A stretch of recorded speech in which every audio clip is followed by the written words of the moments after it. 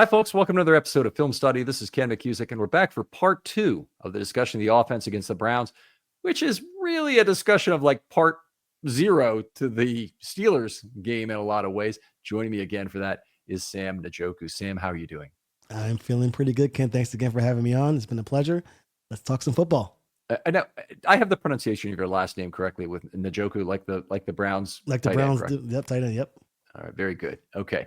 Always want to make sure I get that. If saying somebody's name wrong is the worst thing when you do that. For a long time, I was on a show on the radio with a Baltimore legend, auto parts salesman, and he would never be able to pronounce my name. It's like see it on paper, and I hate to think that there might have been a learning disability or something involved, but it's just possible that he just could not figure out how to pronounce it. So he would just throw out a few syllables in the way he thought it thing. And I'd be always called Masuzak or something else. Oh my gosh. But Coach Buzz, love you very much. He's dearly departed from us now, but he was a absolutely legend in terms of auto parts sales, from when I was a kid to when I was on his radio show and in his last days. But a great guy. That's awesome. All right, so let's talk a little bit about the Ravens and their scheme in this game. They really leaned on Derrick Henry, obviously, more from just the running the football thing, but they leaned on him for a lot of snaps in this game. He's been well rested for most of the season, taking right around half the snaps or a little bit more when he's been in there with Justice Hill, who brings nice complementary features to him as a receiving option and a pass blocking back. But in this game, 49 snaps for Henry, 15 for Mitchell, which I thought was good, and 5 for Ali, who managed in those 5 snaps to have 0 for 2 on targets. Yeah, and I'm liking the usage of Derrick Henry. Who knows, was this part of the plan for the Ravens to kind of ease him in slowly just to make sure he's fresh for the end of the season? I'm sure they spoke about that, but it's very hard to do in the 18 game stretch, especially when they had a couple of pivotal matchups for them middle of the season when they had a possibility of going 0-3 at one point, all that stuff. So all that stuff in consideration, I love the way they used him. Derrick Henry's a decent pass blocker. I mean, I saw a couple of... he's a great pass blocker, yeah. Oh, man. I mean, I didn't really understand it at first, and it kind of leads to me to question, why is it that on passing downs, he's not on the field more?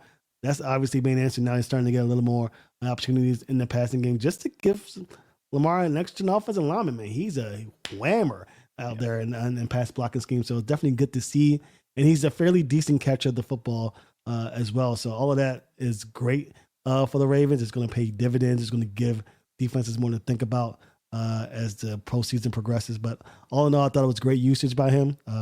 When Justice Hill gets back, I wonder how the usage would be more because Hill is a weapon. I think we've seen that this year. But overall, I like the usage from Derrick Henry. I think he's going to be an integral piece of the puzzle, especially if they make it to the AFC Championship game. I'm just salivating in the mouth at the possible matchup that the Ravens could have against the Chiefs. Chiefs are a formidable team, but I've seen some things this year that leads me to believe that the Ravens will be using Henry in a lot of different ways if they get the opportunity to play each other. They'll need to. I mean, I don't want to look ahead any amount. I mean, you've got a potential poor weather, high wind game coming up on Saturday versus the Steelers. It's not a good matchup for the Ravens. It minimizes some of the Ravens' strengths certainly, and you have the absence of Flowers. I think Henry has to play a big part in that game. I think they go to Buffalo. All the possibility for misery in Buffalo in terms of snow and wind and all the nastiness that can occur there. I think he's got to play a huge part in that game. You asked the question, was this the plan all along? I mean, he's got 325 carries. I don't know what more they could expect out of a 30-year-old back than that kind of number. And he's had the second highest success rate of any running back in NFL history with 275 plus carries. The only other guy beat him by just 0.1% at 58.9% is Edgerrin James a number of years ago, and when he had a 360 carry season of all things. But Edgerrin James, we remember what a enormous central figure he was, almost like a Marshall Faulk was to the Rams' greatest show on turf in terms of being central to that offense. That's a great stat to pull. Yeah, they definitely leaned on Derrick Henry a lot. I think I was more concerned with having him out of the field on passing downs in the red zone. They've cleared that up. They don't do that as much anymore. Maybe on 3rd and goal, they'll probably put in a speed back, but for the most part, they've changed that. But yeah, to your point, they've used Derrick Henry, a 30-plus-year-old player, as much as they possibly could. I'm glad it's gone down this way where he's still relatively healthy. He looks like he still has that burst. We'll see how it goes in the end of the season. But to your point, Weather is going to be a huge factor. It's why you have a team that can run the football as well as they do. We'll see how they do these next 3 games. But again, not trying to look ahead past the Steelers. But yeah, weather is going to be a huge factor for the Ravens. Passing the ball is going to be a luxury sometimes, especially if there's a blizzard in Buffalo or something like that, which would be make me irate because I know that passing game is a huge part of the Ravens offense, even though, in my opinion, they're a power run team. Now, Justice Hill hopefully will be back this week. The concussion hopefully is dealt with at this point, and we're down to just an illness. I've been sick for the last couple of weeks. People have been noticing the offensive line articles haven't been coming out, and it's something where I've just had a really hard time shaking 2 different ailments here that relate to this. But Hill coming back, I would think, is going to be a big change to the offense. How do you think that? How do you expect them to use Hill when he comes back? I think they'll probably go back to what they were doing before. I think with the absence of Zay Flowers, you might see a lot more passing schemes his way. They might use him as you might Zay Flowers, and maybe some bubble screens and motioning to misdirect the defense and stuff like that. So I think they go that route with Justice Hill. I think he'll be a huge part of it. Maybe a situation where you see Derrick Henry and Justice Hill on the field at the same time. I think that will be awesome to see. But he's too much of a talent to not use him in the postseason. I think you'll see them use him a lot of different ways. And I think if they do so effectively, along with Keaton Mitchell, if he gets that burst back, we've seen some flashes, it could be a 3-headed monster, the likes of which we expected come the beginning of the season. Yeah, that would really be something. One of the things that Hill has been extremely effective in games where he's not asked to do a lot of chip or set blocking. And in particular, as a receiver, he's been very effective. If you look at the big games he's had, and he's had some really big ones where he's been running wheel routes and he's been, out trying to find his appropriate place relative to his zone defense and allow himself as a check down on 3rd down. Been very effective in that. If he's asked to chip, then he has to. It's almost like a quarterback who turns his back on the field and play action. There can be discomfort in that kind of a quarterback reacquiring the field and then finding his receivers and his routes appropriate, and then reacquiring the field is a fairly descriptive word. With Hill in the pass game, there are some similarities, and a lot of his ineffectiveness career-wise as a receiver was turned around by some of the ways that Monken has used him differently and got him free. So I hope we see some of that.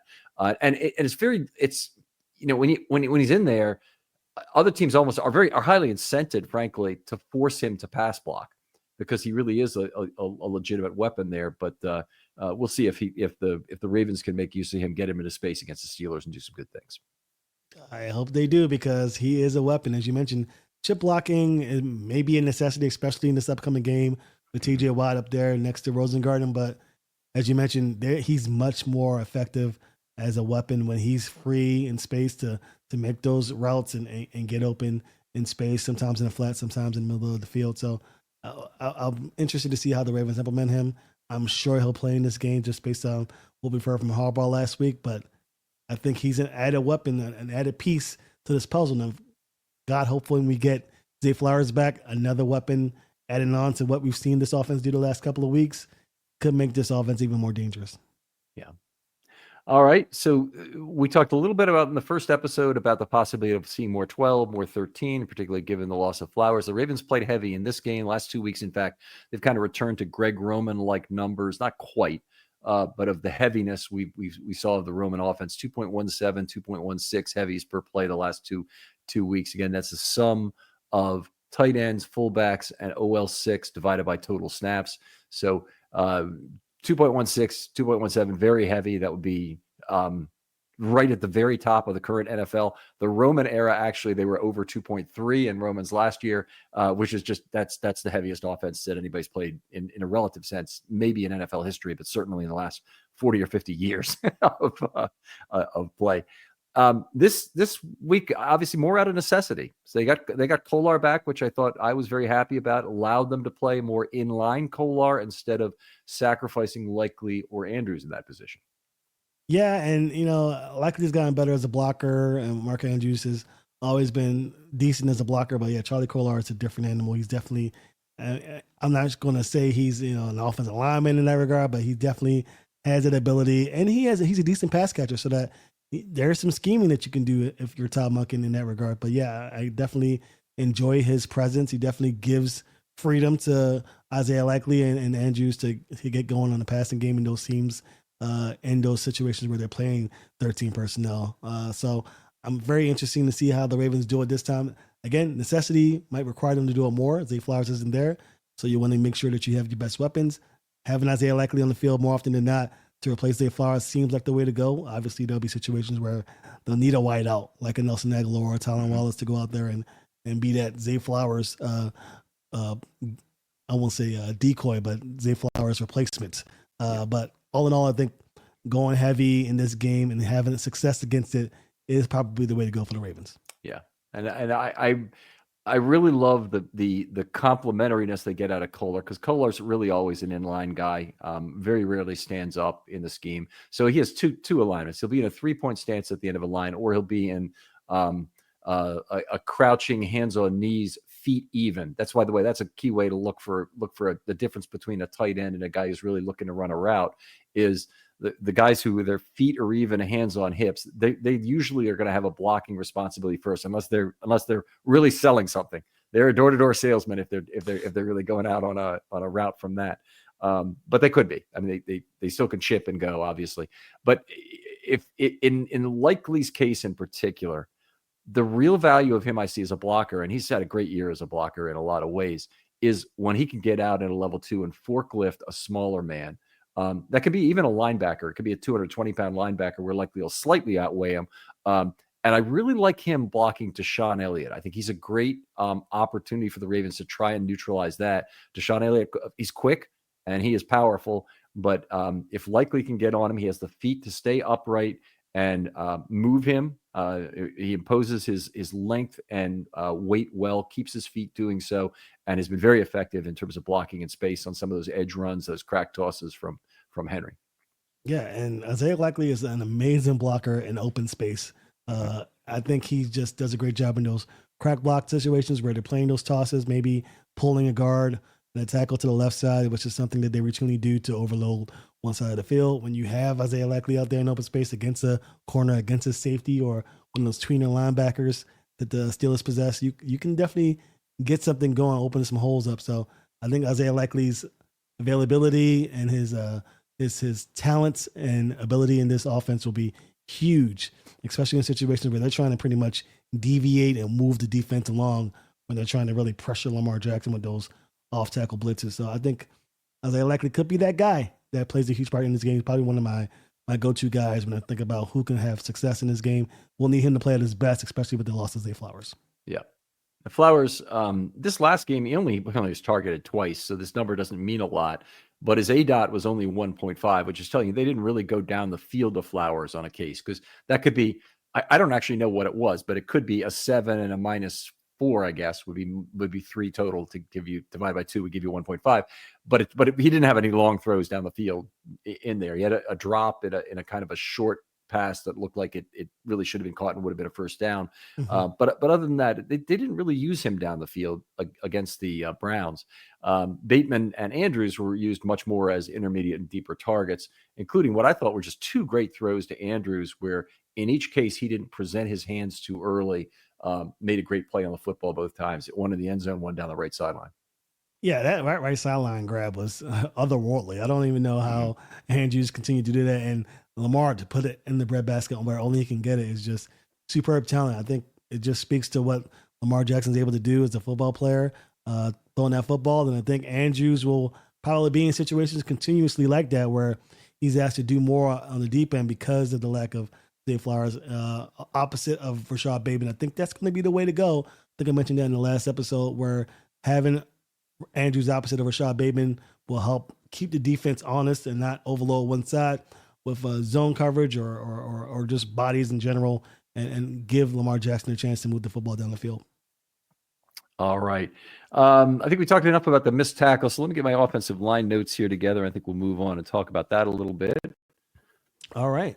Yeah, this offensive line, I think, had a lot of good things. All things considered, I think, again, we talked about in the last episode, the Browns did a great job of pushing bodies down towards Lamar Jackson and this offensive line just in general, just to disrupt things. But I think I saw a lot of good from this offensive line overall. Stanley has been in my opinion, a stalwart for this offensive line throughout the season. Has been definitely one of the more consistent offensive linemen to really give Lamar Jackson time in the pocket. How would you assess Stanley this go around? Yeah, this was a good game for Stanley, and he had obviously the very tough assignment because he was up against Myles Garrett, so he got a good subjective adjustment in this game. But he played pretty well overall. I'll go through it very quickly. 66 plays, he had 55 blocks, he missed 6. He did give up 3 pressures, and that was actually 2 plus another 2 half pressures. So he's involved in 4 pressure events there, plus another 1/3 of a quarterback hit where he allowed the phone booth to be the pocket to be phone boothed as a quarterback hit was made that was really Linderbaum's fault, as I saw it. 0.73 his aggregate score per play, but because he's going against Myles Garrett, he got a 0.08 adjustment, which is the highest I'll ever give a player for a game is 0.10. And by the way, that might not be enough potentially under some circumstances, and this would be the kind of game where it might not be enough when you're facing a Myles Garrett. But he also allowed Garrett to flush Jackson another time, which didn't count against his pressure number. So I docked him a couple of points there. Still 0.81 overall, a B in the game.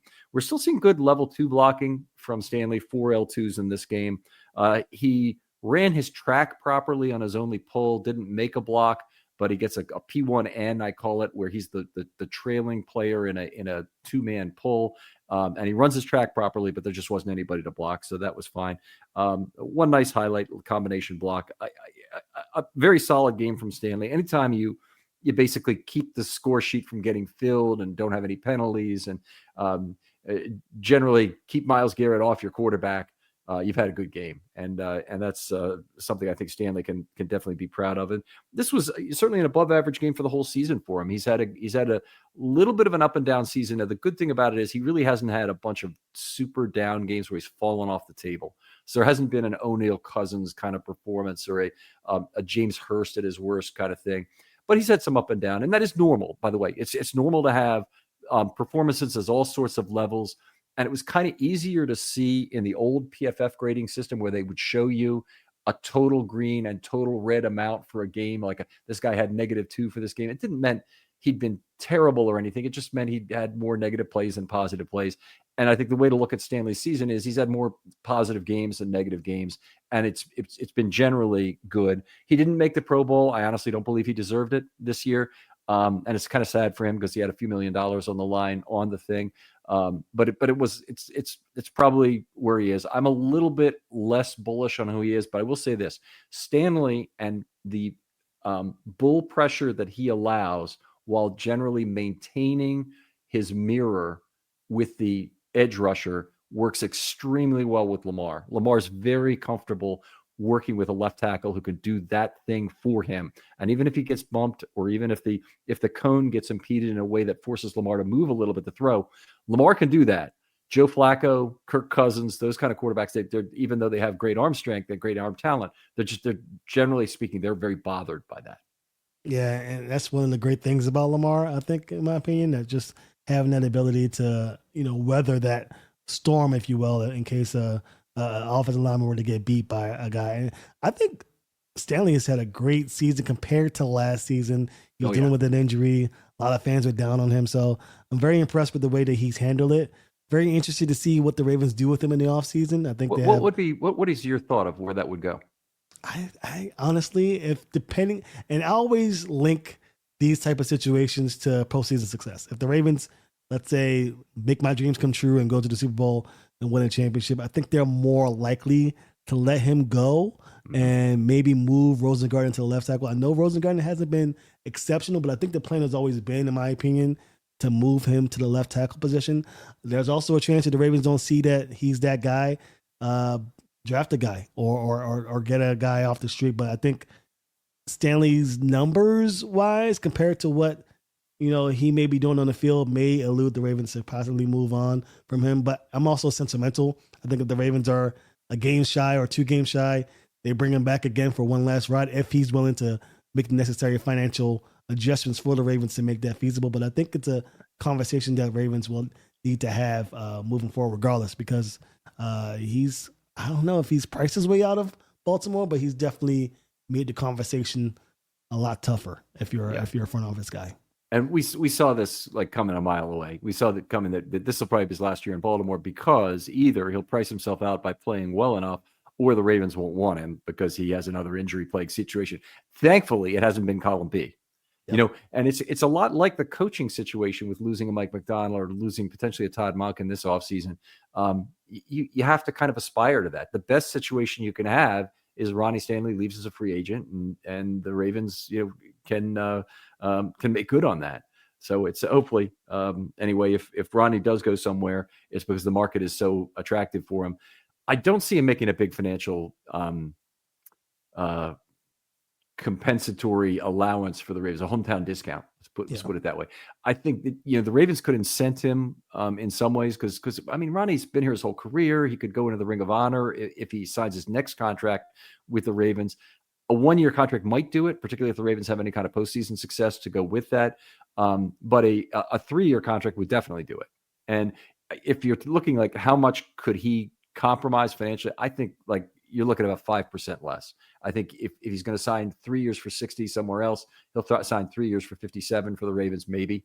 But I don't see him signing for less than that. And there are considerations, and I don't like to say this often, but the Maryland tax situation is not good for players. And this is something Rafael Palmeiro commented on to his own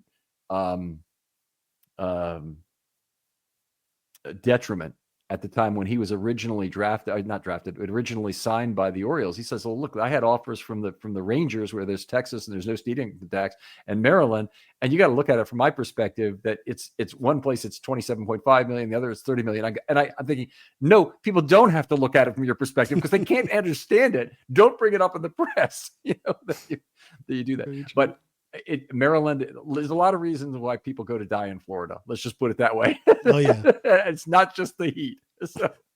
That state tax is a killer for sure for players, and that's something that I'm sure Ravens deal with. Luckily for the Ravens, they're an alluring franchise, a very attractive franchise for a lot of players. Maybe not receivers.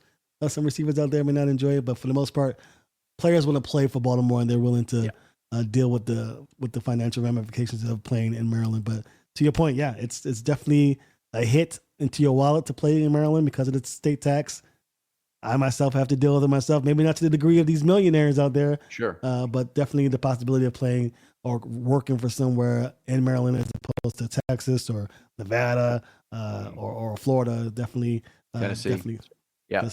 All those places, they do have more attractive situations from that, but it's almost always that it's the inverse of kind of where you want to live. Baltimore's a great place to live. And no matter what people say about, the Wire and all the murder talk it is, Baltimore's a wonderful city. I grew up here. I'm very loyal to it as a hometown, but it's also right in the middle of the Northeast corridor. You can go to DC if you want to see museums or government or whatever you want to see. You can go up to New York very easily for the day to watch a show if you want to do that. And you don't have to live in New York to do it. Exactly. One of the things you notice about going to New York, I'm going on a tangent here a lot, but we just went to the Giants game there. And we went in to see friends in Manhattan to go out to dinner and whatnot the night before. And you spend an unbelievable amount of time figuring out how you're going to get from point A to point B. You don't have an available car, so it means you're spending an hour and a half per night figuring out how to get from point A to point B. You don't have that problem in Baltimore. Exactly. You don't spend that amount of time on the road getting places. We complain about traffic here, like everybody does everywhere, but it's not really that bad at all. So, anyway, my 2 cents for Baltimore there. I love the city. I do love the city. I think it's a fantastic place to live, and I think that I myself, full disclosure, I love theater. So going to New York and watching Hamilton or watching Wicked is always a joy to do, and I don't have to deal with the money associated with it. I could go to DC, go to the museum, even drive to Florida if I'm really interested in doing so, or even flying to Florida doesn't cost as much if you live somewhere. Southwest hub here, so you go anywhere to watch the NFL if you want. Exactly. It's 2 hours away at most. So. It's a good time for me. So I'm sure Ravens players agree with it.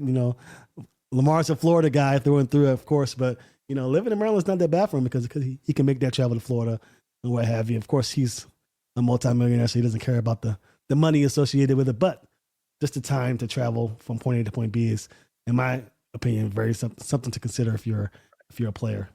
By the way, Yeah. another So reason why players should go for deferred contracts. So guys yeah, like Bobby Bonilla and whatnot, if you have to make a little sacrifice in terms of the interest rate, and Bobby Bonilla didn't make any sacrifice. Interest rates dropped. He's making a ton of money.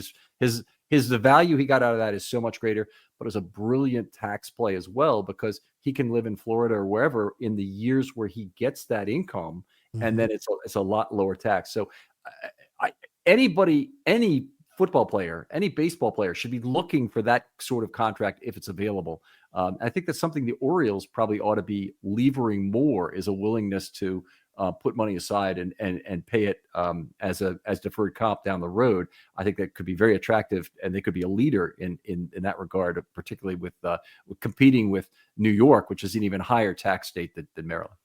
They need to do something. I need some more players on my Orioles team. I'm a little salty about that. We're not going to talk about that instead, but yeah, Orioles need to do something to get me a little more excited because not much in the go of free agency so far, but Yeah. that's neither here nor there. Let's talk a little more about Stanley. Again, as you mentioned, he did have success against Myles Garrett. Anytime a player has success or plays against a premier pass rusher, I'm paying close attention. And more often than not, Stanley's either going to hold his own or holding him off long enough for Lamar Jackson to make a play or for his running backs to make a play. So I definitely enjoyed Stanley's output with that. Do you have any more thoughts on Stanley? No, B for Stanley for the game. So let's move on if we're good with that. Yep, very good with that. Okay, Voorhees is next. I think Voorhees, for the most part, played the majority of the game. I think they tried to get Patrick McCarry in, but John Harbaugh mentioned due to his illness, he was having some issues there. So Voorhees got the majority of the play. What are your thoughts on Voorhees? Yeah, I'm guessing this might have been a bathroom game for Patrick McCarry, given what's going around here in town now and the possibility there. But he made 5 out of 6 blocks while he was in. Voorhees, 45 plays, made 43 blocks. So it was really a breakout game for him in a lot of ways. Missed one, had one shared penetration on a run play. So that's a -1. He shared that with, I believe, with Rosengarten, based on how my score sheet looks. Yeah, shared it with Rosengarten. And then he had a holding penalty, which was unfortunate. And that it didn't ruin his score because his grade and his overall score was still very good, but it definitely reduced him by a full grade level in this. So the penalty is significant. 37 points on the game, 0.82 per play. He had an adjustment on top of that.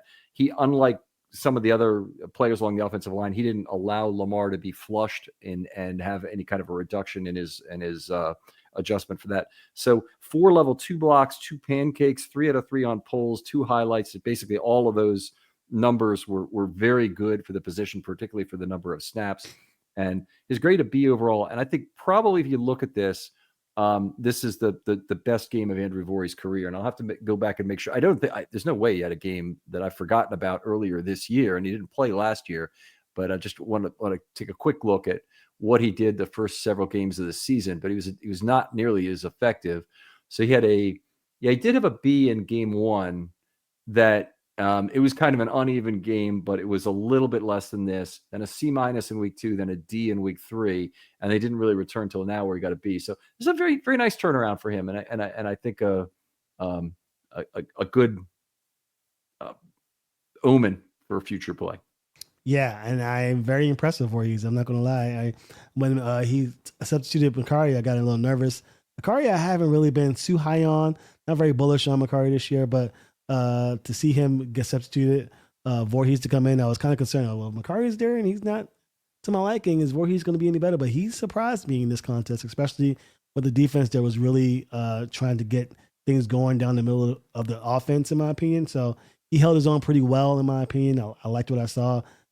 Who knows what's going to happen with his offensive line? I'm sure this will not be the same starting 5 next season. So I'll be very interested how the Ravens decide to adjust and move guys around. I think Voorhees, along with Faalele, have potential to be stalwart pieces with giving a little more playing time. So this is good that he got that opportunity in the game that mattered in some regards. So I like what I saw from Voorhees. Hang in on 1 second on that on the Voorhees play. Was that I think this is a huge statement game for who might be the starter next year. Remember, we're going through McCary is one of 3 offensive tackles, but he also is playing guard right now as a starter who will be leaving the Ravens.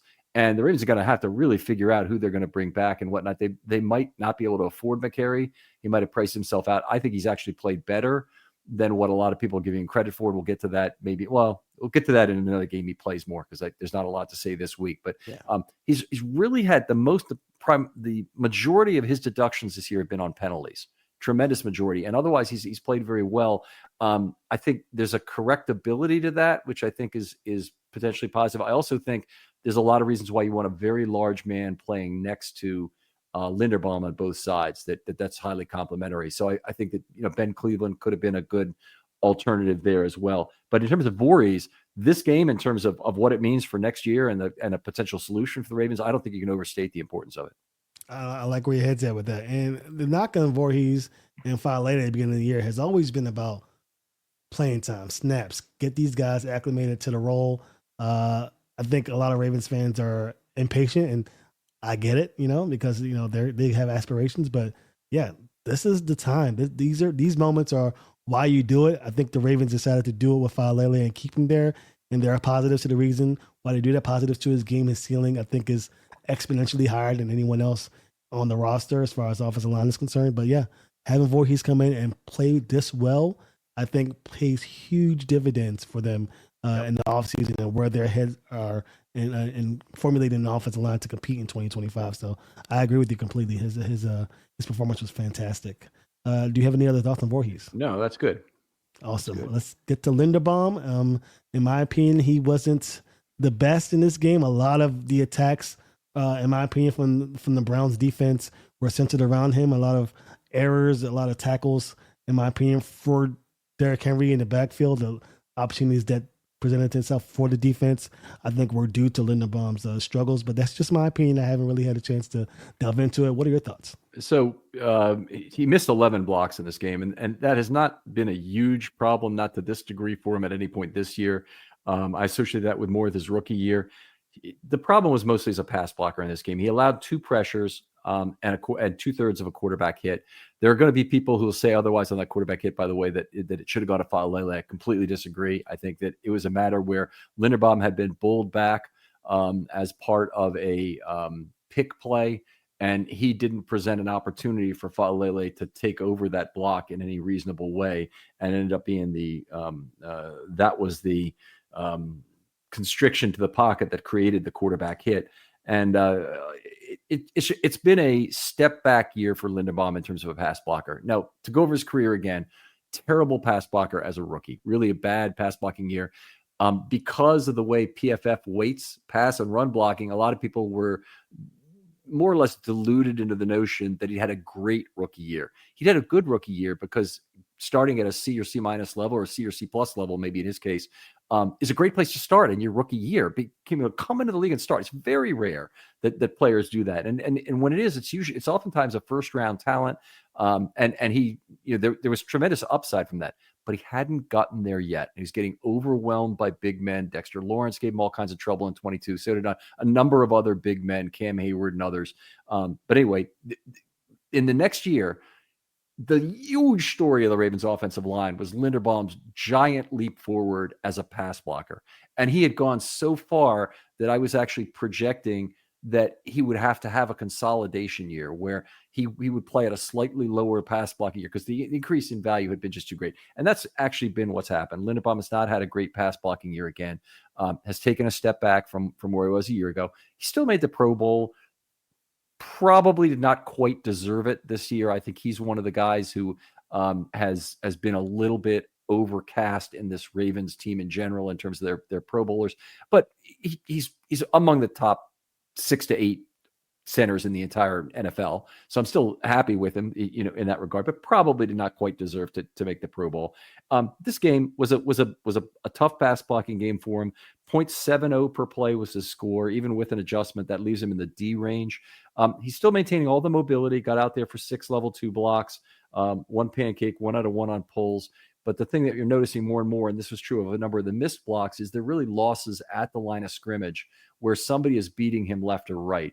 And the Ravens can probably reduce that number by having another big man playing next to him, which would be what I would say would be something to have for next year. Voorhees, for some of the technical aspects he brings and the strength that he brings to the position, he's still a very lean, perpendicular, not sand in the pants. He's an apple, not a pear, is what I'm really trying to say. At guards, you want pear-shaped men with a lot of weight in their hips. You want a low center of gravity. You still want long arms because you always want that, but you want a low center of gravity, and guys who can move and present leverage as they go.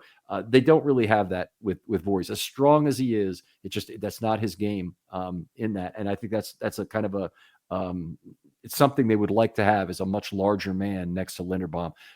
You don't want to necessarily have an immobile guy on that side, and that's the trade-off, of course, is where on the range of ideal size and shape and mobility do you want. So I don't think you want another Daniel Faalele over on that side, but you do want a bigger man. And Cleveland would have been the guy who was, extraordinary size that might have been very good meshed with Linderbaum.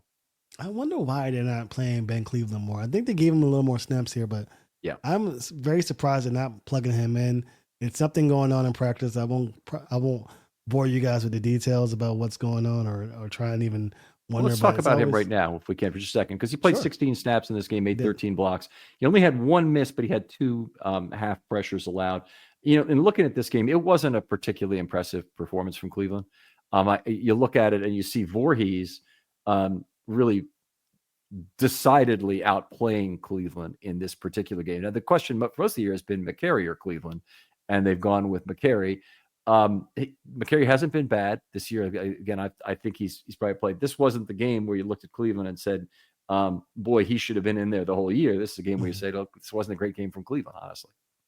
Okay, good. That I guess puts my mind at ease a little bit. I know John Harbaugh has alluded to that fact that, simply, we got better guards out there than Cleveland. Cleveland's working to get his way up. So I think that statistic you pointed out and his performance makes me feel a little better about the decision making. But I wanted to ask you a couple of questions about Linderbaum.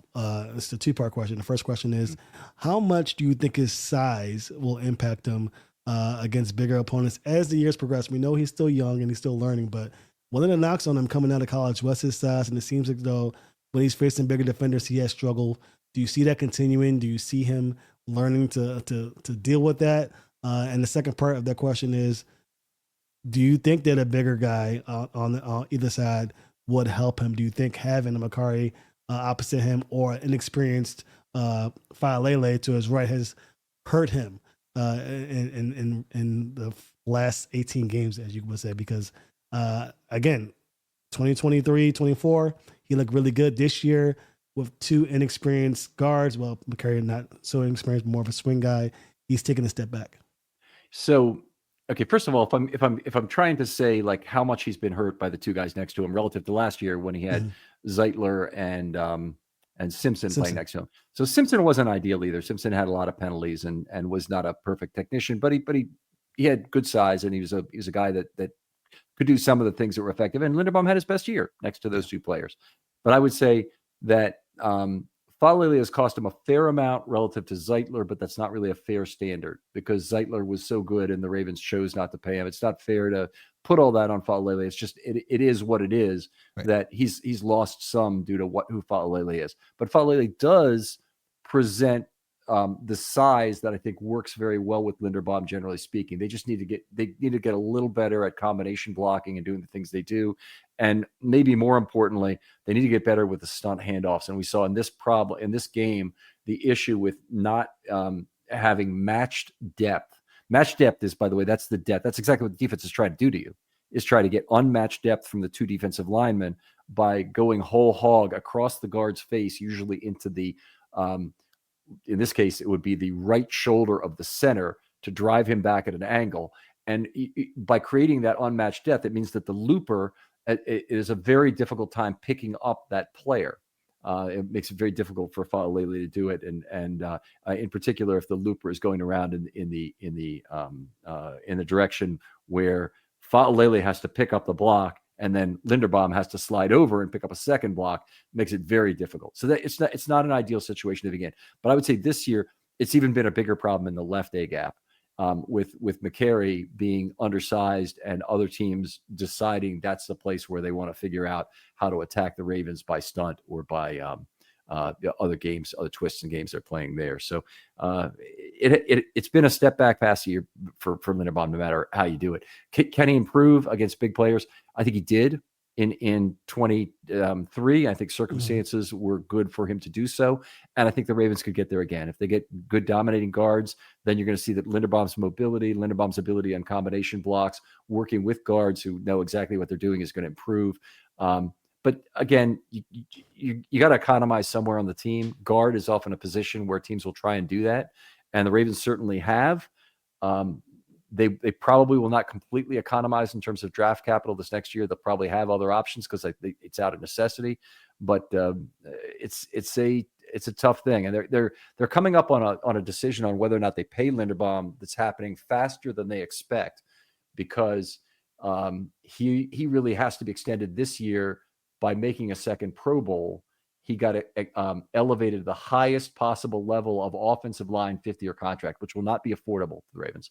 The Ravens will have to decline that option, which comes at the end of this year, which puts an enormous amount of pressure on them to extend Linderbaum prior to 2025. So they'll have to make that judgment. And to me, that along with Stanley now, that's become one of the biggest things.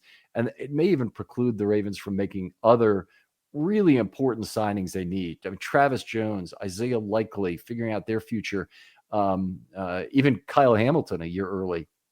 They have an extra year with Hamilton because they can afford him at $20 million at safety for a year if they have to. But he's a guy I'd want to decide his future sooner rather than later as well.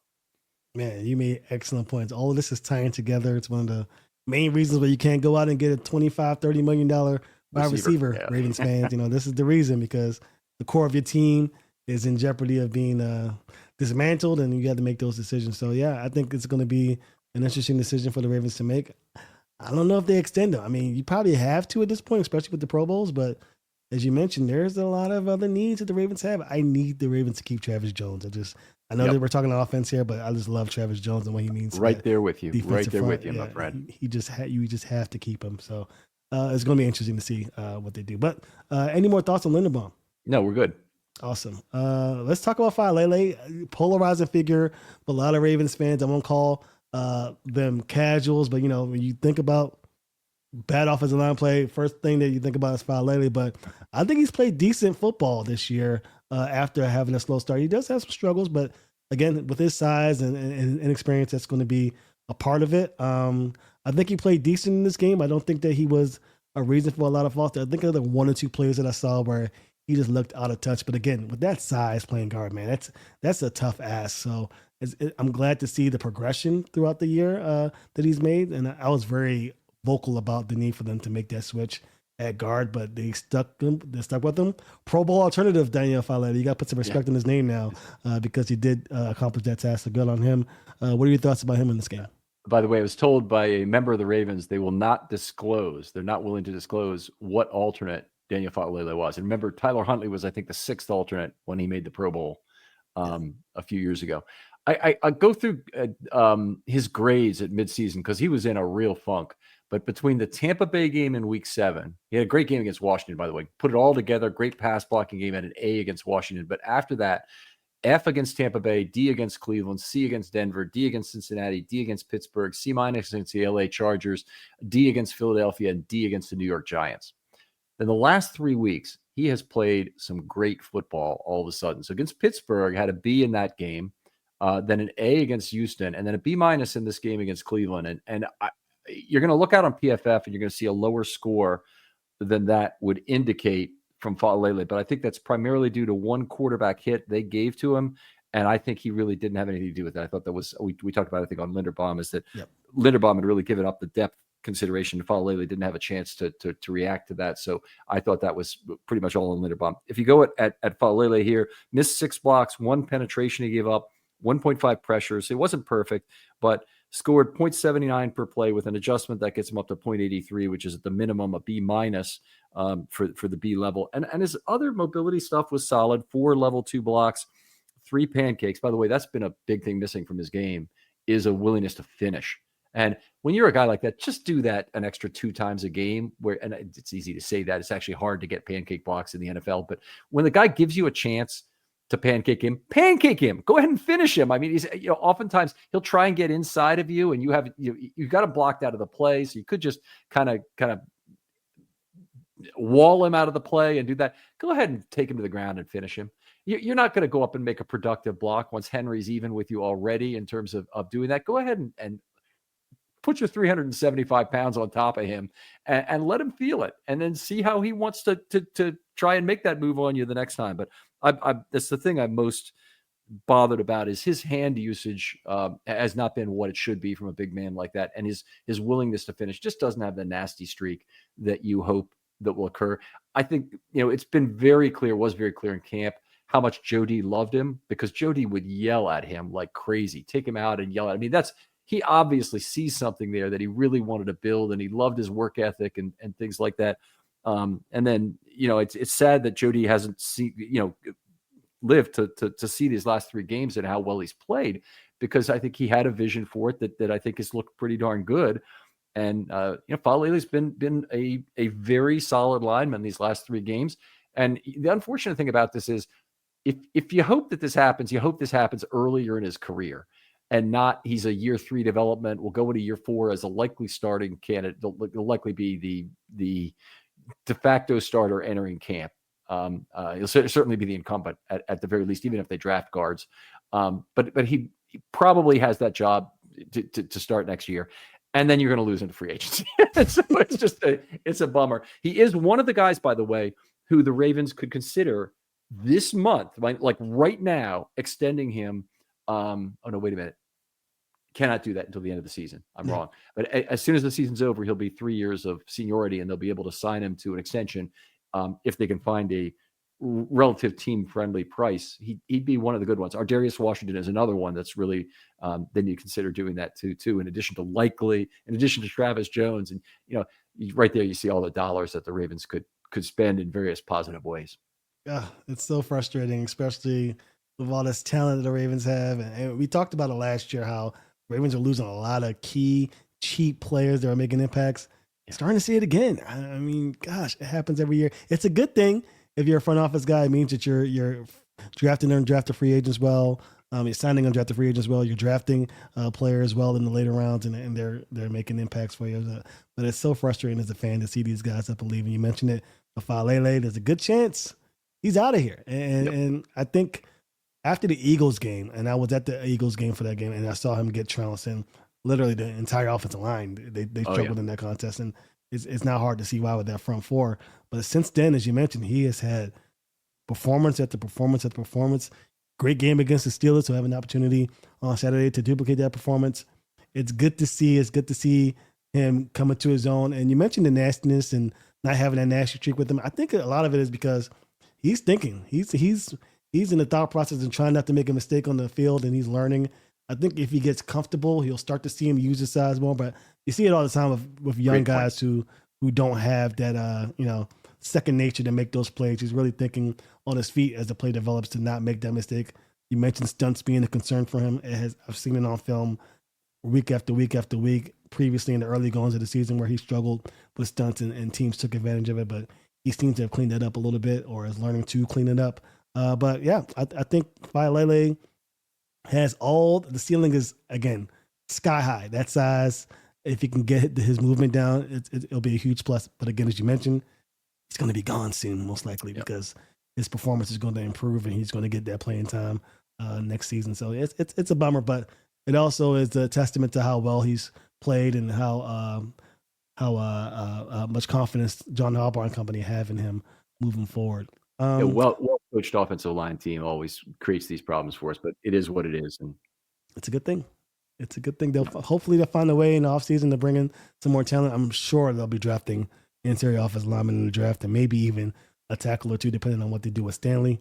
But again, I think they have the coaching staff and the acumen to get this team up to snuff. And again, you got Lamar who can extend plays to help you learn blocking without sacrificing too much in the way of stats, and you got Derrick Henry to push guys down the field. So good problem to have. But again, I just want to give a shout out to Faalele because he really has improved in recent weeks. Any more thoughts on Faalele? No, we're good. B minus for the game for him. Awesome. Rosengarten is last but not least, and in the beginning of the season they had Makari at the right tackle spot. I was not a fan of it. I thought you drafted this guy for a reason. Plug him in and let him play. They've done that. I think after week 4 is when they made that decision to transition to Rosengarten. He's played every single snap. He's had some success and has some struggles, I think, alongside Falele. But that's what it is. You have two inexperienced guys neck and neck with each other, and you're going to have those struggles. But I think Falele has improved, and I think Rosengarten has done a decent job. But there's some things they're doing schematically to help with that as well, which I think if Rosengarten is to improve upon his performance, maybe we get some more spread options out there and really spread this defense out. What are your thoughts on him in this game? So, first of all, I agree with you that he's generally played a lot better. He was struggling. I mean, I think he was at a C or C minus season through about 10 weeks. But much like when the defense started to pick it up, since week 11, he's had CAC, AACB. And so this has been a terrific finish for him, doing a lot of things right. He is getting a lot of help over there in terms of chip and set blocks. Oftentimes, opposite the right tackle now is where you get your great pass rusher. It's not really true with the Cleveland Browns because Myles Garrett typically lines up opposite the left tackle.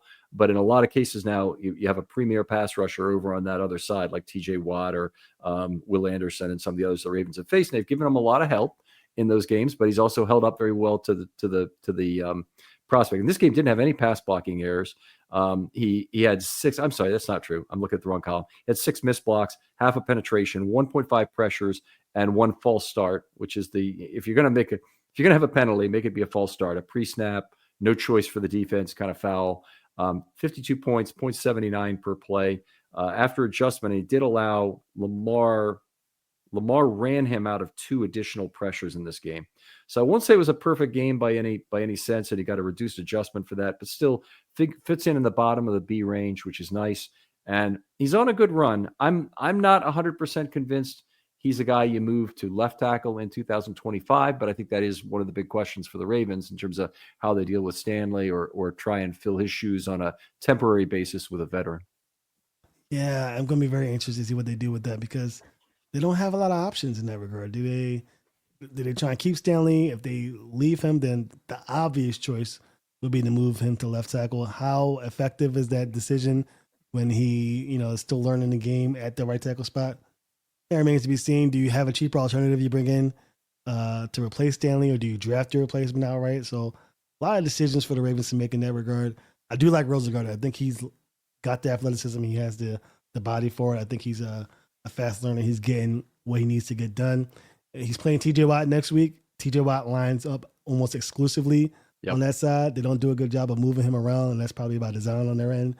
So I'm sure they'll get a lot more help from the Ravens in regards to chipping TJ Watt and what have you. But a lot of times they'll probably, in passing situations, leave him in one-on-one matchups. And I like his chances. He did pretty good. He held up his own pretty well in the first matchup.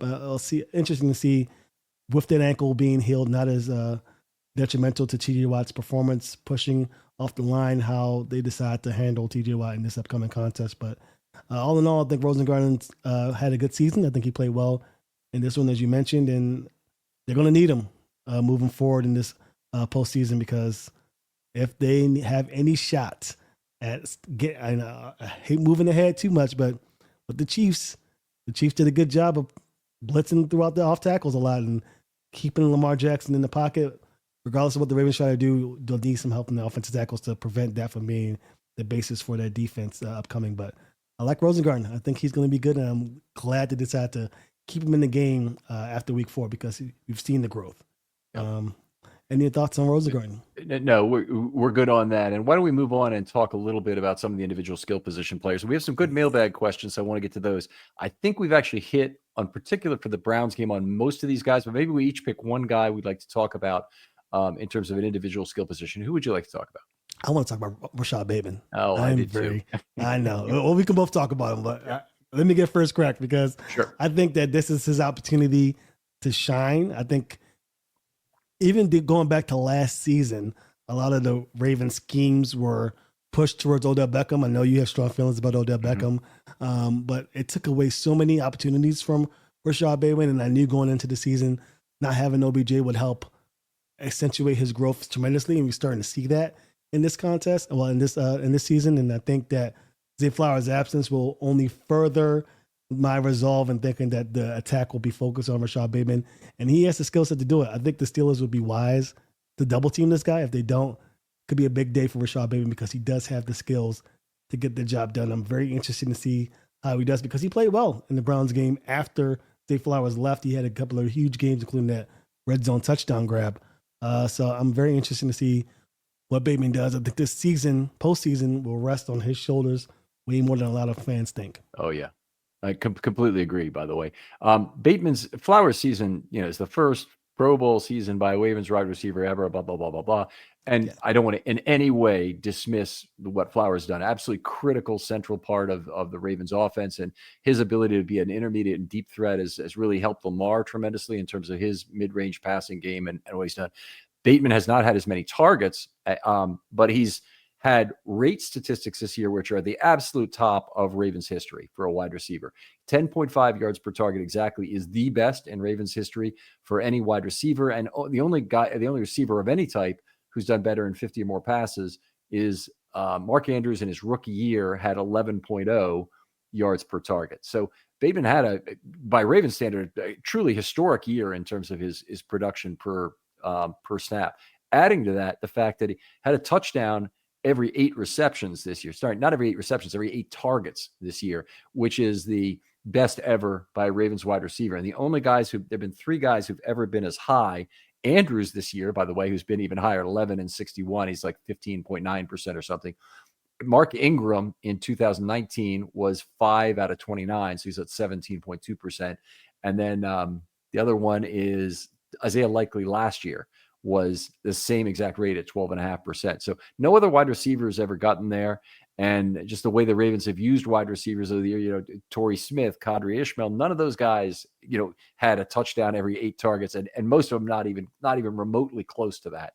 So the year that Bateman had can't be understated either. It's an importance and its significance in terms of the value of his 3-year contract and what that's worth. He's one of the few second contract wide receivers that truly could be traded at this point for a number 1 pick. And I am not suggesting they do that. I'm saying that represents his value to the Ravens or of that contract. Yeah, that contract, in my opinion, is not going to be the same contract he plays with next year. I mean, if I was Bateman, I know he just got that extension, but I'm telling you that boy has played himself out of that contract almost instantaneously.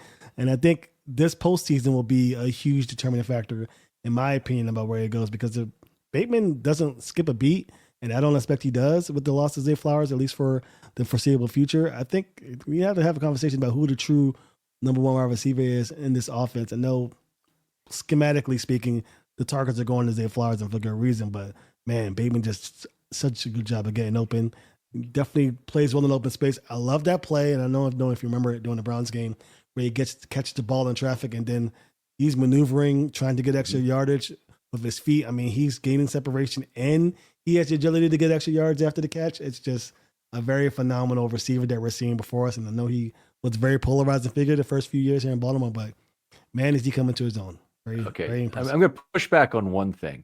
Oh, okay. I don't think there's any need at all to anoint one of these 2 gentlemen the number 1 receiver. I don't think there's any need at all. They are both fantastic targets for Lamar Jackson. But let's not forget even for a second that Lamar Jackson is the number 1 in this offense, whether we're running or passing the ball. He is the guy. And everybody, I mean, in the NBA, it's so clear you have the guy and everybody else who supports the guy in some way on most successful teams. I mean, you have a big man that supports Steph Curry and allows him to have the kind of 3-point success that he does, or you have, everybody else figuring out how to get Wilt Chamberlain the ball in terms of it, but you're feeding Wilt in the post somehow almost every time up the court and just figuring out how to do it. In the case of Jackson, everything revolves around what he does. The offense will always be built around him. It's almost an offense that can never have a number 1 receiver, not in the same sense that other teams can. You're always going to be building it around what can Lamar do run, how Lamar can have multiple targets on extended plays, how Lamar makes other running backs around him better, how misdirection affects everything you could do with play action, how you get to the ball to the tight ends. Any way that restricts or advances numeric targets to any particular receiver is detrimental to the Ravens offense. That is a very good point that you made. I guess, yeah, because this offense runs and flows through Lamar, and a lot of the success that these guys are having, whether it be Mark Andrews, Flowers, or Bateman, is because of what the threat Lamar Jackson brings to the opposing defense and what they're choosing to do to try and stop Lamar. So yeah, very good point in that regard. Derrick Henry as well. I mean, he owes Yeah. so much to who Lamar Jackson is, much more than the other way around. The MVP voters have it completely backwards. That oh, it's not fair. You gave Lamar Jackson Derrick Henry. No, you gave Derrick Henry Lamar Jackson. That's what you did. I love that you said that. Oh my goodness. And I'm sure we'll talk about that later or whenever you want to talk about it. But yeah, that is completely true. 100%. Derrick Henry came from an offense he was the number one target, and man, defenses had their way with pinning it in on Derrick Henry. Now he comes to an offense where he is a supplemental piece to a puzzle that is just otherworldly in terms of offensive output. Yeah, he is so much more benefited from being in this offense because of the huge running lanes that he has that he didn't have in Tennessee. That, yeah, for sure, Derrick Henry is benefiting from Lamar Jackson more so the other way around. All right. Yep. All right. I'll bring up one other player that I think is worth talking about because we've talked about Likely and his value as a blocker. We talked a little bit about Kolar and his ability to play in line and how that could help Likely and Andrews. I don't feel the need to say anything about them specifically. I think Keaton Mitchell could be one of the really big players in addition to Hill this offseason, this postseason in terms of how they use those guys, because I think there's a lot of opportunity for Pony they may have to rely on in the absence of Flowers. So they can address the absence of Flowers in two ways. They can go heavier and play extra tight ends on the field, which they'll do some of, but they can also stay light and stay with the misdirection components that either Hill or Mitchell can give you if they're split out wide. Teams like Washington have done that a lot in the past several years in terms of having two running backs on the field at the same time, two tailbacks, and using one of them as a motion guy. The Ravens have that ability. You can put two in the backfield if you want, and you can put two with and more commonly, I would say, one out to the side. One of the issues with Mitchell is he's not an ideal pass blocking back. So you don't really want him out there on third down, which takes away a big down where he could help you. So then if his role is really restricted, if he's a guy you have as an alternate threat on first or second down to give Henry a breather, say. So Henry gets you one run for 6, and then he gets you another run for 8. And then, we have an opportunity to bring Keaton Mitchell on the play for one play and run him before we want Henry back out there again. That's just not enough of a role for him without having some sort of flanker role where he's in motion and doing things for the team. That's an excellent point, especially with what the Commanders do with their running backs. Austin Eckler has had a field day, especially early on in the season, because of what they're able to do. Ravens have an opportunity to do something very similar. They've tried to do it with Justice Hill as well, but I think Keaton Mitchell with his speed and what he's able to do with the turn of direction, especially near the sideline, definitely gives me some scratching my head moments for what the Ravens could possibly do with him on the outside. You're absolutely right. The Ravens will love to get some more flat reads. I think Zay Flowers, his acumen for getting open space in the middle of the field is very good, but also what they've been able to do with the bubble screens. And I know a lot of Ravens fans roll their eyes when they see those bubble screens with Zay Flowers because sometimes it's effective, sometimes it's not. But that does wonders for what a defense does in terms of preparation for defending the entirety of the field. Giving Keaton Mitchell those targets could be huge for them, especially in the latter portions of the game where they're trying to run the football with Derrick Henry. So very, very good point in that regard. All right, let's jump into the mailbag and do a couple questions here because we got some good ones. And by the way, I always encourage comments in the mailbag. If you have a strong opinion about them, just tell me the comment and slap #FilmStudyMailbag on it. And we got one from Erasmus, who I thought was a burner account. Now he's telling me he's a Swedish fan, and he gave me all this pros and cons about John Harbaugh that I really liked. He's obviously not a burner account. I just want to say this. And a very thoughtful Ravens fan, just happens to live in another country. But he had a great point here. I'd genuinely be shocked if Monken gets a head coaching gig. His personality doesn't cut it, and his only head coaching experience comes from Southern Mississippi in 2013. Him wanting another QB/offense to work with is also highly unlikely given the success here. Not worried that he leaves. Argue me, someone. I don't argue at all. I think the chance he actually leaves is a little bit lower at about 25%. And I think we kind of came to an agreement on that might be a reasonable level. Yeah. All right. And are the reasons correct? I mean, the one reason he gave that's a little different from what we gave is that he wouldn't be successful as a head coach, perhaps because he's had limited experience with that. I think it's more that another team is going to be looking for a dynasty coach and that would be the reason why it wouldn't necessarily be a great fit. Yeah, I'm in the understanding. I think he'd be a great head coach. Don't get me wrong. I think because of his ability, I think the main pro from him coming out of college was that he makes players around him better. He can do whatever it takes to make sure that he gets the best out of his players. I think that's a head coach to me. And I think he would have that ability to have success in other regards. But to your point, legacy coach. I think that's a huge thing for the NFL these days. And I think given his age, he'll be less likely to receive that head coaching spot. And I think he has a good thing here in Baltimore. I mean, he has a probably 3-time MVP in Lamar Jackson, one of the most excellent, athletes in the world. You don't want to give that up. So I don't think he gets the coach. I think he's right in that regard. I want you to think about this now. You can write it down and I'll come back to you at the end of the show here. But I have 5 concerns at the end of this year. Okay. And I want you to rank them from 1 to 5 and how concerned you are about it. So number 1 is Monken leaving to be a head coach somewhere. And number 2 is what the Ravens do with Ronnie Stanley, how significant that is relative to say Monken. Number 3 is signing Travis Jones long-term. Number 4, signing Isaiah Likely. And really what that involves is deciding on Likely or Andrews kind of going forward. Because Andrews, they can play out the final year of his contract and they don't have to make any decision. They don't have to sign him, or they could even trade him a year early, get some value for him. But they basically would need to commit to either Likely or Andrews probably after this year. So that's another one. And number 5 is signing Linderbaum this year as opposed to letting him potentially walk after the 2025 season. So you got those 5 things to worry about. Try and put those in order. I'm going to do the same thing as we go here and we go through this next question, and then we'll come back to it and we'll talk about it. But I've definitely got some strong feelings about those 5 relative to each other. I agree. All right, got a question from at Nikki622A, also known as AngeLove85. Hey Ken, run games seem to open up in the second half. What changed, and how can we maximize it Saturday against the Steelers, who know us so well? You want to take a crack at that one first? Yeah, I'll take a crack. I think it was more of the zone read thing. I think, as you mentioned, when you played the trap run like that and you're bringing bodies to attack the offensive line, it's way easier, in my opinion, to disrupt things than if you go the straight up come at you with the zone run scheme in my regard. So I think the Ravens, if I'm not mistaken, they ran a lot more of that in the second half and they had success. And then that opened up the floodgates to get the Rams going and all of that. So all in all, I think it was more of what the defense of the Browns were doing. They were just selling themselves to stop the run in some aspects. And that led to the Ravens having some trouble running the football. But I think, again, as the game progresses, it's tougher and tougher to tackle Derrick Henry. It's cold. You're tired. You're 3-13, your record is. So I think all of that played a factor in it. But all in all, I think the Ravens, I think in a lot of games actually this year, they've had that slow run and start, and then during the end of the game, they picked it up, and I think you see that a lot.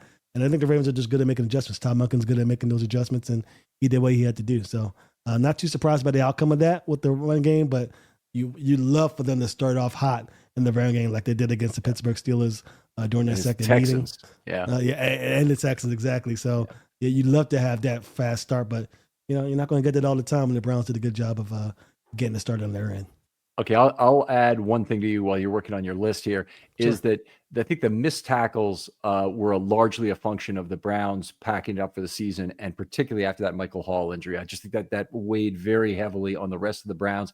If you think about this and really try and empathize with the player, Michael Hall might have had plans for this offseason doing any number of things, and his exercise regimen and all the other things he could do were important and probably central to what he's doing. But now his central thing is going to be a rehab, and he's probably not going to get to go on that vacation to wherever he had planned because of this rehab. He's going to have to be around doing that. It's a awful prospect to have going into the season, and he probably won't start the season next year ready to go. So it's a long struggle back. We've seen what happened to Keaton Mitchell. He's basically going through a similar timing of injury. In fact, Mitchell's was a little earlier, and it still took him most of the way through this season to get back in there at all, and then not really playing very much when he did. So it's really sad for him. And I think that moment actually spurred on a lot more missed tackle activity at that point. Good point. I think I agree with you on that for sure. They gave it up when there's an injury. Let's dial it back. Let's dial back the intensity and just get out of here. I got another question here from A Bits, who says, having now seen Rosengarten for a full 17 games, what's your realistic expectation on your mind for improvement in 2025? He also said, and as an aside, how did you stack up versus preseason expectation? I think the preseason expectation, my grade probably was the left tackle. He's a potential solution for it in 25. He's very close to that. He's at least a good, if I were to qualitatively say where I thought his season would go. He's been above that in terms of his play at right tackle. So I think that, anytime you have a guy come in at a, kind of a B- level, maybe he's even slightly higher than that, but a B- level is where I think I might put him for the whole season right now. That's a hell of a place to start your rookie year, even if you're getting a lot of help. I haven't seen him play enough on an island to believe he's an obvious answer at left tackle after these 17 games. Other thoughts on that, Sam? No, that's literally where my head's at with him right now. I will say that being a rookie in any position is very difficult, and you really need a whole offseason to get in your groove to really acclimate to the NFL. I think you're really playing based off of athletic ability alone in some regards, especially early on in September and October. And you're just really learning the game, learning your playbook, learning the philosophy of your offense and things of that nature. So a lot of stuff that Rosengarten had to deal with in year one, I think will pay dividends in year two, having that experience. Around this time, I was thinking, around that B- and right tackle. But I think a lot of offensive linemen tell us all the time, switching from right tackle to left tackle is not an easy transition. Yeah. Learning to play, which I'm sure he has experience in that regard, but just transitioning into that position and this level, the highest levels, is going to be difficult. So be interesting to see what the Ravens do in that regard, how they decide to approach the issue, but it's definitely an issue that they need to address because it's coming. I want to get at one particular characteristic that Rosengarten has that I've seen positive. I don't think I've said enough about it. He's become more of a guy who can block a player 12-6. And the Ravens scheme doesn't really force him to do that too much. But oftentimes when you get help and you're left on an island, 12-6 is a great way to block. Rick Wagner is kind of the Raven I associate as much as anyone with that. And another guy who used his length exceptionally well in that way was Orlando Brown in terms of getting guys south of the pocket. And that's a great place. Lamar doesn't really have any fear, even on extended play, of being able to lose track of that guy. And it very rarely comes back to bite you. He's done a very good job with that. I've been very positive, and I haven't mentioned enough, I don't think, on this show how well he's done at that. That's a very good assessment. I've seen that a lot in film where he does that 12-6 kind of blocking and still has control of the defender and doesn't force him into Lamar Jackson, which I think sometimes some players will try and do or get forced into when playing that style of football. But yeah, very good point. Rosengarten has done a great job in that. It's really a key for any tackle doing that is you got to get this is kind of a pylon where he's scoring a touchdown on the block. You think of it that way, where he's got to get that defender by there instead of impeding the throwing cone or impeding the area where Jackson may want to move through. But that it's a very narrow band, and with Wagner, his whole career, and I scored every block of Ricky Wagner's career, of his Ravens career anyway, was a case of there were a lot of really close judgments there, where he was very close to just getting the guy by Flacco and putting him in a good position to still make a play. But I see some of that from Rosengarten has been generally quite positive that seeing that particular thing. That's an awesome assessment. Yeah, I'm thoroughly impressed with that. I wonder if that will transition to the left side with Lamar. I wonder how it does, because I see a lot of times, I mean, some of that is just Stanley getting bull rushed and getting pushed back. But I wonder how Lamar would adjust to that. He's really good at it. Pocket presence is underrated for Lamar, actually, in that regard. So, he's at the top of the league. Yeah, phenomenal. He's remarkable. Yeah, so I don't think that'll play too much of a part if he wants to make that switch to left tackle. But definitely interesting to see how they decide to do that. This is one of the things. I mean, Rosengarten's actually very similar to Stanley in that he's got a very good mirror, and he will. He's probably not at Stanley's level, but certainly, he's got a very good mirror and the ability to stay in front of a guy. And in order to make that happen, he'll often give ground to do so. And that's something Lamar's worked very well with. So in a sense, it won't be a big change for him if Rosengarten is the guy. So maybe I'm talking myself into liking this move a little better, even though they might not have a chance. They might not have an alternative. It might be the only option. Yeah. Agreed. All right, let me see if there's one more question out here, and then we'll get back to our big five here. Nope, I think we're good. I think we got all the questions that were out in the mailbag. So let me hear your five in order, And one more time, it's Monken leaving as a head coach for somewhere else, Stanley and his situation at left tackle and what they have to decide there, Jones on a long-term deal, Likely or Andrews, the choice between those two, and Linderbaum on a long-term contract. Give me your concerns 1 through 5. What's your highest level of concern? Oh, well, maybe what's your lowest level of concern of those 5? You want to start there? Sure. My lowest level of concern is Monken. I think that Monken, me too. Yeah, I think Monken is pretty much going to stay put. I like him as an offensive coordinator. I even like him as a head coach in some regards, but you've made some excellent points, and we've talked about it throughout both episodes. I think he's going to stay put, and so my concern isn't as high with him leaving. I think he'll be an OC for the Ravens in 2025. Okay, lower risk, pretty high severity if it happens, but a low risk, I would agree, and that's why he's number 5. Number 4 for you. Yes. Number 4, I've been flip-flopping with it. I'm going to go with Likely at number 4. The only reason why I say that is they have 2 great tight ends. I mean, you have 2 decisions to make. I'm cool with either one. My thought process is Likely to let Andrews go, either trade him or move him, and keep Likely. It just makes the most economical sense at this stage in Andrews' career and the resurgence of Likely. You want him on your offense for sure. He's a younger guy. I just think that the decision's pretty much made. I don't think this offense will definitely lose some punch without Andrews. I think having the 2 tight ends that are very skilled is definitely beneficial in part with what the defense has to defend. But my concern with it isn't as high because I know that the decision is coming and it's probably the best decision. Okay, so I'm exactly with you on the 4 for Likely. We've got all 3 tight ends are maturing. Their contract is up in the same year. I do think it's a good time to move on from Andrews because I think you're selling high after a very big year that he's had this year. I think that a lot of the health concerns are gone, and I think another team probably is willing to give up something for him.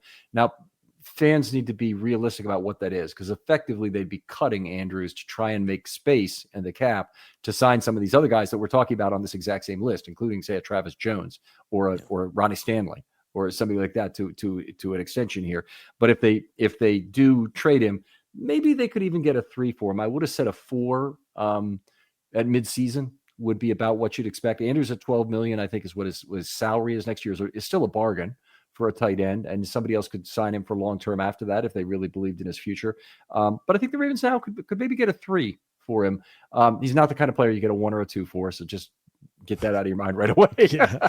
but at age 30, getting a 3 for Mark Andrews would be terrific. I think it'd be a very hard thing for the Ravens to pass through their colon kind of thing in terms of making a transaction like this. But it's the kind of thing that great organizations have to do to try and address their drafting success and deal with it. And you saw them trade Hayden Hurst, Marquise Brown, Orlando Brown to try and disassemble that 2018 draft, and it had to be done. It just had to be done.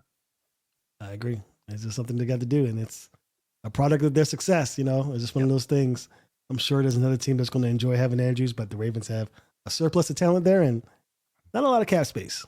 Yeah, we welcome you back for Ring of Honor Day, Mark. Either way, you've earned that respect and had a great Ravens career. How about you, number 3 among those 5 things? Number 3, I have Stanley. I have him at 3. I was considering making him higher, but I think it's a foregone conclusion, in my opinion, that he's likely going to be gone, or they're going to have to make some sort of deal happen where they're paying him more money than I think that he may be deserving of at this stage of his career. They have options with having Rosengarten move to the left tackle spot. If they're not comfortable with that decision, then it gets dicey. Then you have to decide where you're getting that left tackle from. It's a very important piece to their success, having the blind side protected as well as pushing and run support because they love to run in that side of the field, most likely because they have a guy in Ronnie Stanley who's able to make his blocks as well as their left guard working well with their center. So all in all, I think Stanley's departure or potential departure is concerning, but in the grand scheme of things, with all those 5 options, I say middle of the pack, so 3. Okay, so I'll just address this right now so we can keep the conversation shorter. But to me, Stanley's the number 1 call, and it's a difficulty of acquiring the position. You see every year the left tackle market. If you're trading for almost any other position at the end of the camp, it's a 7th round pick or it's a conditional 7th round pick. You trade for a left tackle at the end of camp.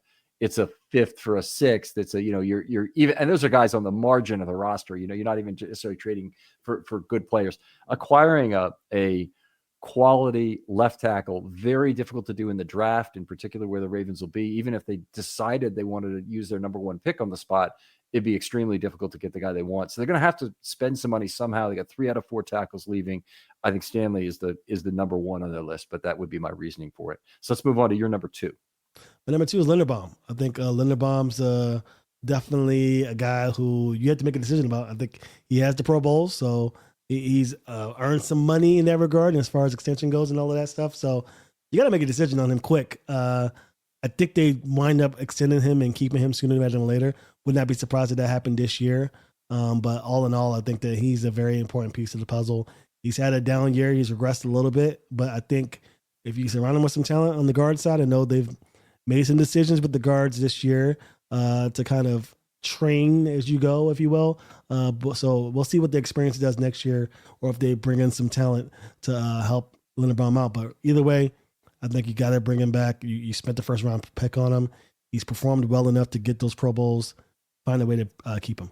Okay, so Linderbaum's situation is also my number 2, and I think that got elevated. I think he'd had him as number 3 before the second Pro Bowl elevated his 5th-year option number by $2 million, I believe, which is good.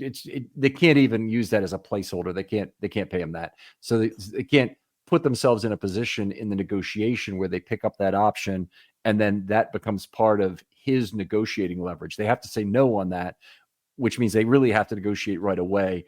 And I don't see any way they don't go into 2025 without the Linderbaum situation decided, really specifically with the long-term deal. I think they love him. I think they want him to be their leader of the line for years to come. But this is the time they now are forced into making that decision. Probably it becomes even more important than it was at midseason when they didn't know he was going to make a Pro Bowl this year. Yeah, I agree completely. They'll find a way to resolve it. I think they do. Which way they go, I will be just guessing, but I would say they got to keep him, So we'll see what they do. Great thought experiment. So your number 1 is my number 3, and talk about Travis Jones a little bit. I cannot overstate how much Travis Jones means to this defense. I love him so much. He's just such a great player. You could tell the difference when he's on the field and when he's not. When he's injured and playing with injury and when he's not, you could tell the difference right away. Having a defensive tackle that can pass rush, get to the quarterback, disrupt in the run game too, something that's not talked about enough with Travis Jones. I just think that you don't get away from that. And Nnamdi Madubuike has had some would say a down year from the previous season, and Travis Jones has not. And I think if you pair those two together, success is bound to happen. Can you get him in for a price that's relatively satisfying for your cap space? Remains to be seen. We'll see what the other teams around the league think about him. But if you can find a way to keep Travis Jones, I think it goes a long way in keeping his defense as dominant as we've seen them through the last few weeks of this season and obviously the previous seasons. Completely agree. The Ravens pass rush completely driven from the middle, and their ability to find aging pass rushers off the scrap heap has been largely dependent on having players like Jones and Pierce on the interior, and not Madubuike. Madubuike is a guy you want to scheme one-on-one wins for. Basically, you scheme for the opponent to have to double team players like Pierce and Jones, and they never look good in terms of their individual sack totals. But I dare you to try and block them one-on-one and see that pocket get morphed in terms of what they can do. They still won't pick up a ton of sacks, but they'll create a ton of pocket morphing that will ruin your passing game if you do. And the Ravens have lived off that with Haloti Ngata. They lived off that obviously for many years, and they lived off with Sam Adams going back to the 2000-2001 Ravens in terms of what he could do. There's so much value derived from having a healthy Jones in there. And he is the running mate now of Madubuike. They're almost out there on every single play together. They bring in a B team totally with Pierce and Washington or Pierce and Urban, and it's not a bad second look, not bad by any means. But at the beginning of 2023, Pierce was the guy who was the pass rushing specialist on the Ravens, and Jones was a guy who was the backup nose. That completely changed in the second half. They went to Jones and Madubuike, and they were just an unbelievable pairing. They've been together almost the entire year on a snap by snap basis. Love them. Can't say enough good things about him. I think if Ravens fans don't really understand it because he don't have the sack totals, just watch the film. He's being double teamed almost every play, and for good reason. He's just too important for this team. And you don't have he doesn't have the sack numbers, so you don't really have to have a premium price on his head to keep him. So I'm interested to see what they do. But maybe a couple of defensive coordinators who witness his greatness, maybe a couple of offensive coordinators who get into the ears of the GM to get it done. So be interested to see what the Ravens do in order to keep him. Hopefully they are able to. Yeah, I think there's a pretty good chance because you have him basically one more year under contract on his rookie deal still, so they'd issue an extension on that, and hopefully a 3 or 4 year extension would be reasonable, and you'd get it at I don't even know what the number would be. I'd hesitate to guess, but I'd love to think you could maybe get a slight discount on it, and that still might mean 11 or 12 million per year for 4 years, or it might mean 15. I really don't know. But either way, it's going to be a price worth paying to keep the overall value of your pass rush at a high level.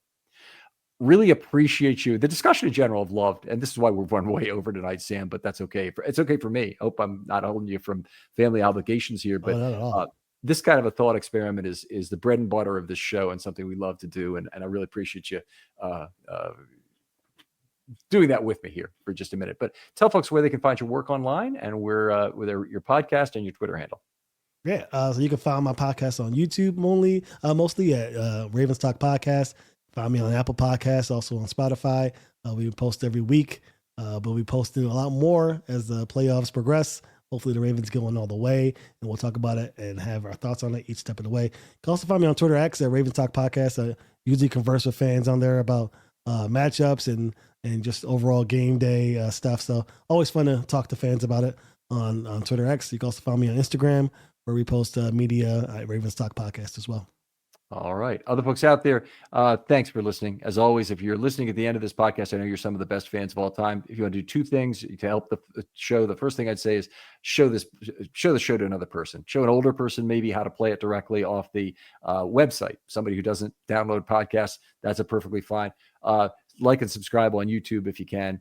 And otherwise, thanks so much for your loyalty and contributions, in particular to #Film Study Mailbag, which we want you to always use. Sam, thanks again for coming on. Thanks for having me. And we'll talk to you next time on Film Study.